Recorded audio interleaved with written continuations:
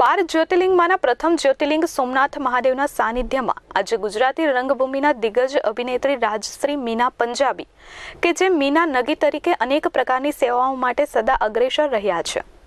આજરોજ રાજશ્રી મીના પંજાબી મીના નગી દ્વારા તેમના જન્મદિવસની શુભકામના સાથે સોમનાથ પ્રભાસ પાટણ એસટી પોઈન્ટ પર સર્વરોગ નિદાન કેમ્પ યોજાયો હતો, જેમાં વેરાવળ નગરપાલિકા પ્રમુખ મંજુલા સુયાણી તેમજ સોમનાથ નાયબ પોલીસ અધિક્ષક એમડી ઉપાધ્યાય સહિતના લોકો ઉપસ્થિત રહ્યા હતા.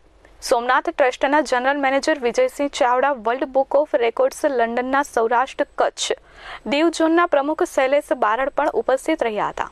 બેન શ્રી રાજશ્રી મીના પંજાબીના સહયોગથી આજે રોજ સોમનાથ કંટ્રોલ પોઈન્ટ ખાતે સર્વરોગ નિદાન કેમ્પનું આયોજન કરેલ છે. તે બદલ હું તમામને આયોજકકર્તાઓને તમામને શુભેચ્છા પાઠવું છું. તેમજ આ કાર્યક્રમમાં રૂટ લેવલે ખૂબ જ સારું એવું કામ કરનાર યોગેશભાઈ સતીપુરનો પણ ઘણો એવો ફાળો રહ્યો છે અને સર્વ લોકો આ કેમ્પનો બને એટલો લાભ લે એ અનુરોધ કરું છું.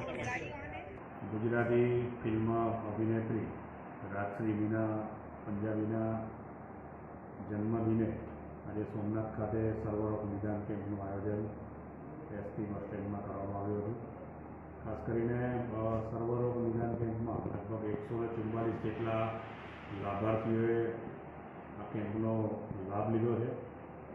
સર્વરોગ નિદાન કેમ્પના ઉદ્ઘાટન સમયે નગરપાલિકાના પ્રમુખ શ્રી મંજુલાબેન સુયાણી, નાયબ પોલીસ અધિક્ષક સોમનાથ મંદિર સુરક્ષા ઉપાધ્યાય સાહેબ તેમજ અનેક મહાનુભાવો ઉપસ્થિત રહ્યા હતા અને આજના દિન દરમિયાન 144 લોકોએ આ કેમ્પનો લાભ લીધો છે. ચૈતન અપારનાથી એસ24 ન્યૂઝ સોમનાથ.